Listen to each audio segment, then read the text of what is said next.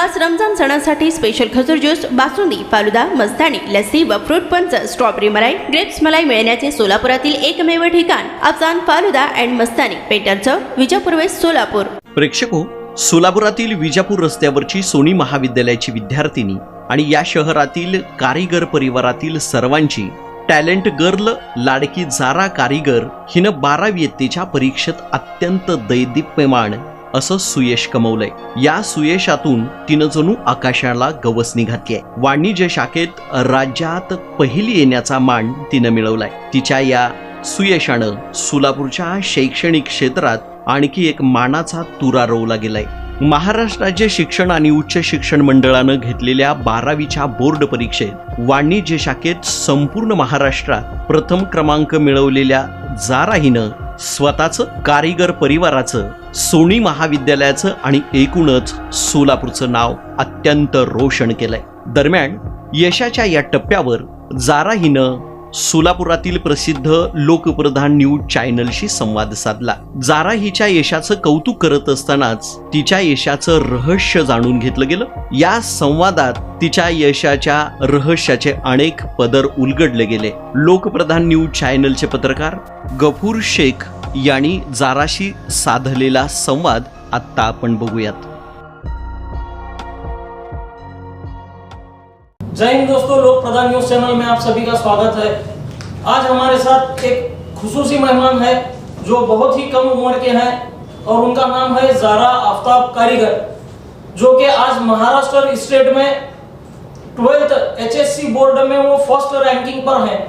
First number लेकर उन्होंने 97% हासिल किए हुए हैं। तो आज उन्हीं के साथ हम बातचीत करने के लिए लोक प्रधान न्यूज चैनल में उनको मधु किए हैं। तो ज़रा आपका लोक प्रधान न्यूज चैनल में मोस्ट वेलकम है। तो सबसे पहले हम आपसे ये पूछेंगे कि आपका पूरा नाम बताएं हमारे ऑडियंस को। मेरा नाम है जारा आफ्ताब कारीगर। ओके, आपके पेरेंट्स का ऑक्यूपेशन क्या है? मेरे पापा बिजनेसमैन है। He owns a petrol pump and my mom is a designer. Okay, तो आपकी जो एजुकेशन है, एजुकेशन केजी से लेकर 10th तक कहाँ पर हुआ? Little flower convent high school. Okay, और 10th में आपके परसेंटेज क्या थी? 10th में 94.6। ओके, तो 10th आफ्टर 10th आपने क्या करने का डिसाइड किया? जैसे आर्ट्स है, कॉमर्स है, साइंस है? कॉमर्स। कॉमर्स। ओके, तो ये आपका फैसला था या फिर आपके पेरेंट्स का फैसला था? मेरा डिसीजन। अच्छा, 10th के बाद में आपको ऐसा क्यों लगा कि आपने कॉमर्स में जाना चाहिए? I was really confused between commerce and science, but then all the subjects in commerce really interested me a lot. I really liked maths and statistics, and that was one of the reasons that I chose commerce. Okay, but अगर तुम 10th के बाद science भी ले लेती तो आप doctor बन सकते थे, या फिर साइंस के जरिए आप मैकेनिकल इंजीनियर जैसे है, काफी इंजीनियरिंग साइड्स भी थे। आज आईटी फील्ड बहुत जोरों पर है और उसको स्कोप भी बड़ा है, तो आपने वो चूज ना करते हुए कॉमर्स साइड क्यों डिसाइड किया? I read a lot about the career options after 12th when I came across the about finance analysts, chartered accountants, and I think that is what my area of interest is. And I really liked the subjects in commerce. Economics, accounts and maths are my favorite subjects. So that is when I decided that I will go for commerce, and I also feel that careers in commerce are really good and they're really lucrative. So that's what made me choose commerce because I like their subjects. Okay, तो college को decide करने में आपका?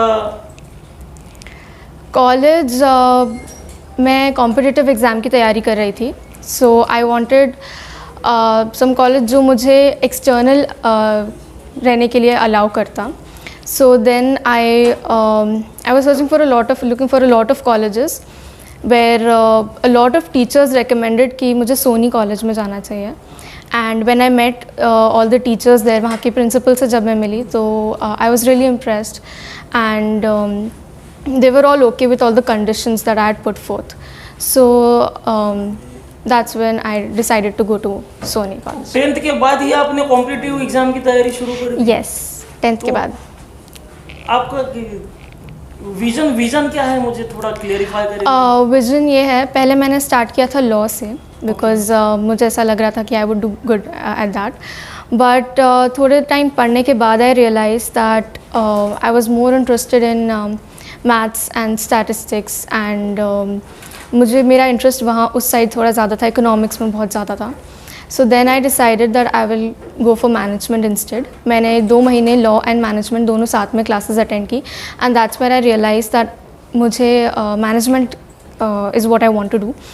उसके बाद से मैंने I chosen this and I wish to pursue finance later on, और उसमें भी in particular investment banking is what I want to do. Okay, तो आपके फैमिली में से कोई चार्टर्ड अकाउंटेंट फाइनेंस से रिगार्डिंग रिलेटेड कोई है?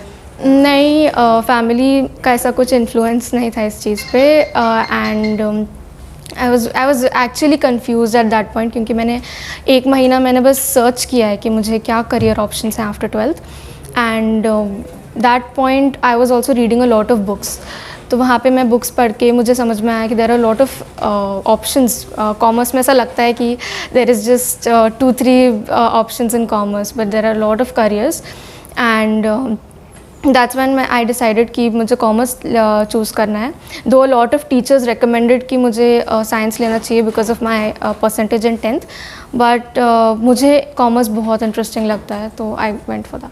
अच्छा, 10th के बाद आपने 11th और 12th एक्सटर्नल किया? यस. एक्सटर्नल करने के बावजूद आप 12th में 97% लेके आए, तो ये कैसे पॉसिबल है, मुझे समझ नहीं आ रहा. मैंने मेनली कॉम्पिटिटिव एग्ज़ाम पे फोकस किया था and for 1.5 years I was prepping for my competitive exam. दिसंबर से मैंने अपने कॉम्पिटिटिव एग्ज़ाम को साइड कर दिया था and I focused mainly on my boards and मैंने शुरू से अपने कॉन्सेप्ट्स बहुत क्लियर रखे हैं. I really like as I mentioned earlier, I really liked my subjects, I really liked accounts. तो दैट वाज द रीज़न कि मेरे स्टार्टिंग से वो सब्जेक्ट्स पे बहुत होल्ड था and maths as I was studying higher maths, तो मुझे यहाँ का मैथ्स थोड़ा ईजी जा रहा था. इंग्लिश भी कॉम्पिटिटिव की वजह से यहाँ का इंग्लिश थोड़ा ईजी लगा मुझे and that is the reason यहाँ पे मेरे आधे सब्जेक्ट्स तो कॉम्पिटिटिव की वजह से I had good hold on that and other than that जो थ्योरी सब्जेक्ट्स थे वो मैंने लास्ट के 2 महीने में किए हैं. एंड तो टाइम मैनेजमेंट क्या था? जैसे कॉम्पिटिटिव एग्जाम है उसकी भी तैयारी करना है और उसके अलावा HSC बोर्ड की भी तैयारी करना है, तो टाइम मैनेजमेंट कैसा शेड्यूल? टाइम मैनेजमेंट प्रीवियसली जब मेरा ईयर स्टार्ट हुआ था 12th का, तो आई हैड स्टार्टेड लाइक पूरा दिन मैं कॉम्पिटिटिव की तैयारी करती थी. I just had 2 classes and other than that I was mainly focused on my competitive exams and mid-December से I had stopped studying for competitive and वहाँ पे पूरा मैंने boards की तरफ ध्यान दिया. But for mid-December and January I was studying for competitive as well as boards. So morning when I used to start till afternoon I used to study for my boards and after in the evening I used to study for competitive. देखें, सबसे पहले 10th है, 10th के बाद 12th ये decide करता है कि आपका फ्यूचर कितना ब्राइट रहेगा या फिर आपको कौन से फैकल्टी में जाना है. तो आपने 10th के बाद 11th और 12th में कॉम्पिटिटिव एग्जाम की तैयारी शुरू कर दी, जबकि 12th की एग्जाम भी आप उसकी भी प्रिपरेशन कर रहे हैं और कॉम्पिटिटिव की भी. लेकिन MPSC जैसे हम बात करें, MPSC के जो ज़्यादातर वैकेंसीज निकलते हैं गवर्नमेंट में, तो वो आफ्टर 12th रहते हैं या फिर आफ्टर ग्रेजुएशन? आफ्टर ग्रेजुएशन, है ना. तो ग्रेजुएशन कंप्लीट करने के बाद भी आप ये सारी तैयारी कर सकते थे या फिर 12th के बाद 12th में आपको माशाल्लाह 97% है, ठीक है, लेकिन ये जो चीज़ है आप आफ्टर 12th भी कर सकते थे, लेकिन 11th और 12th के वक्त ही आपने कॉम्पिटिटिव की तैयारी करना ज़रूरी क्यों समझा? क्यों? तो आपके पास 3 साल ग्रेजुएशन के रहते हैं.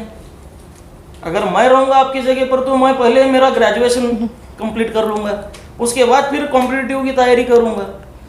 आप दोनों चीज़ें एक साथ कर रहे हैं, मेरे को थोड़ा आपको इंस्पिरेशन कहाँ से मिली ये सब चीज़ों की? मैं जब 10th में थी, that was the time I decided कि I wanted a government college.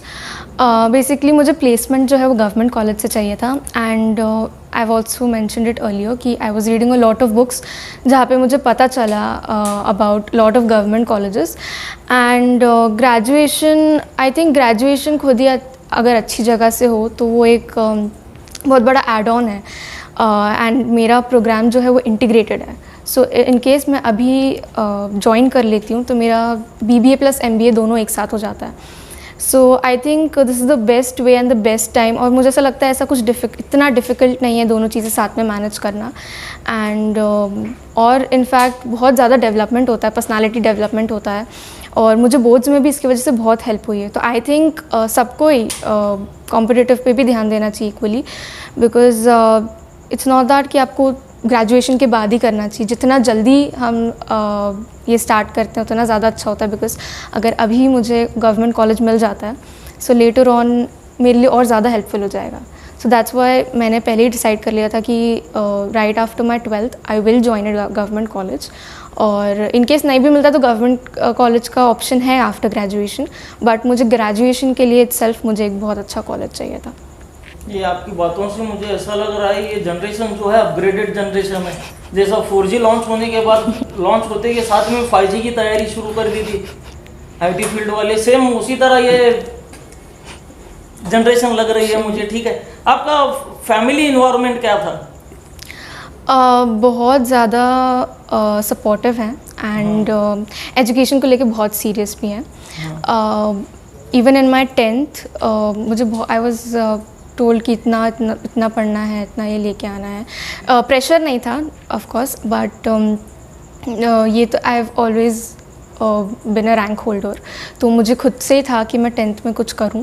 And after my 12th I went to my parents and told कि मुझे कुछ करना है, मुझे कोई करियर के लिए मुझे just get me enrolled in some class.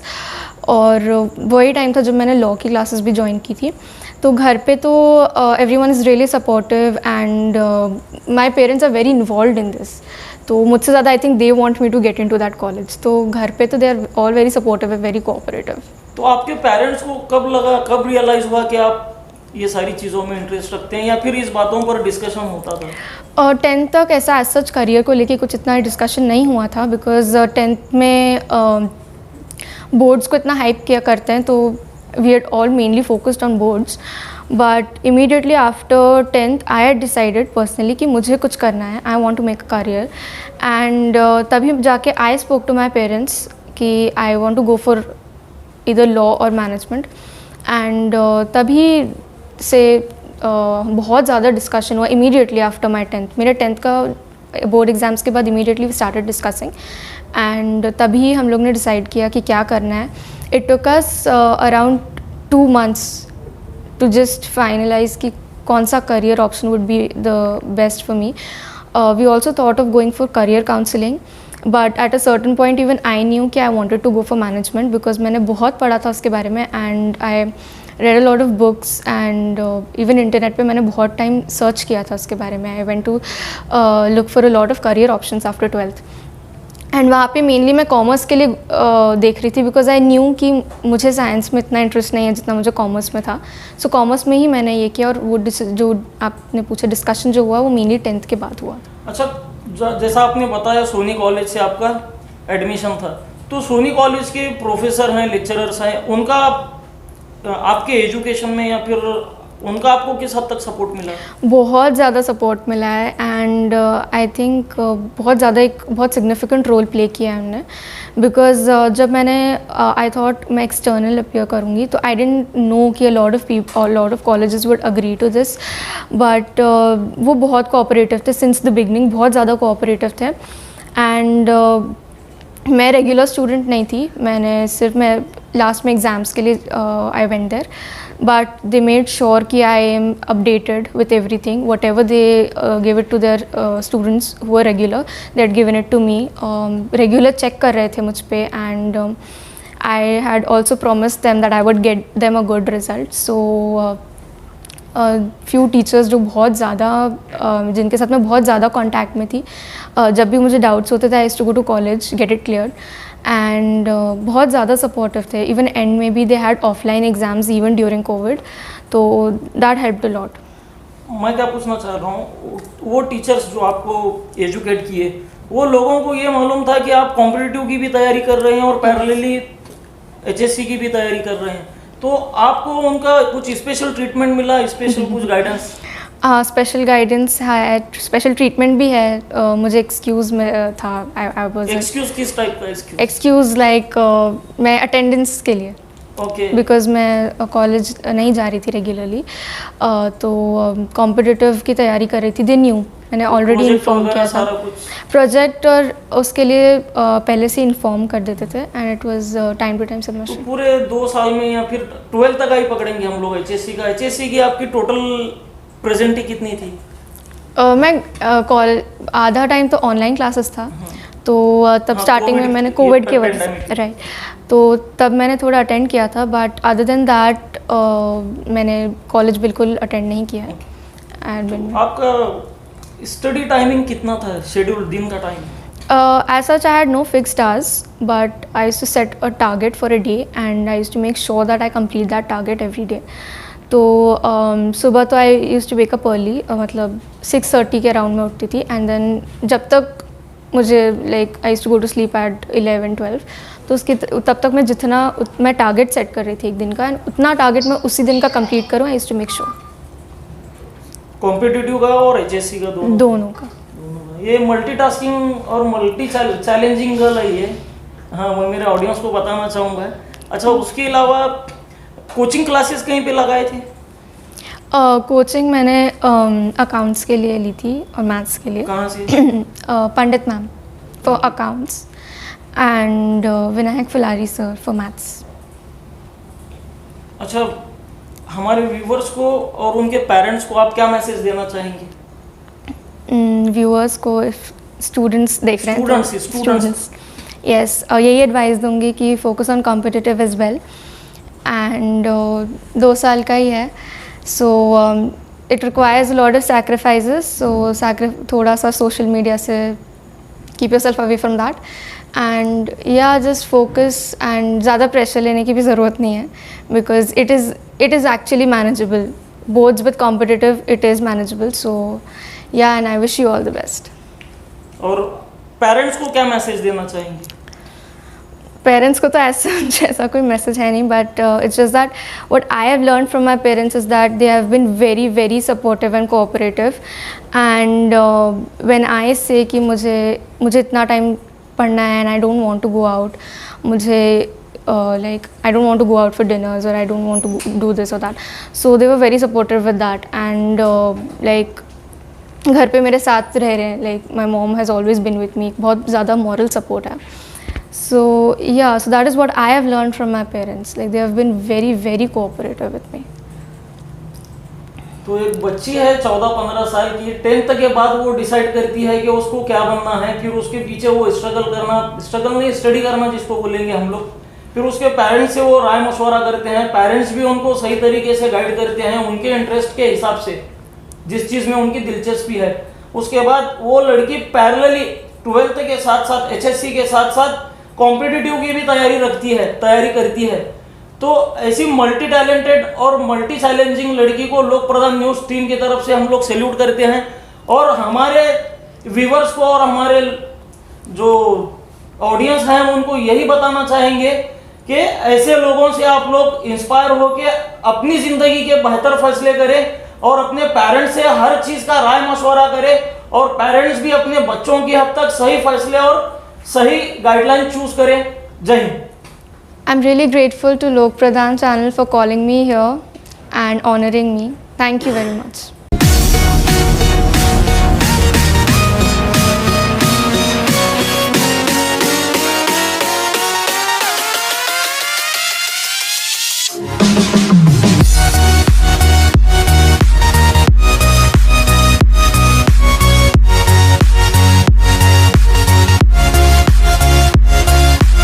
सोलापूरच्या मोबाईल विक्री क्षेत्रातील नामवंत Huma gift multi-brand mobile showroom आता नवीन रूपात. विविध कंपनीचे स्मार्टफोन एकाच छताखाली मिळण्याचे सोलापुरातील एकमेव ठिकाण हुमा मोबाईल 700 रुपयांपासून 1.5 लाखांपर्यंतचे मोबाईल एकाच छताखाली.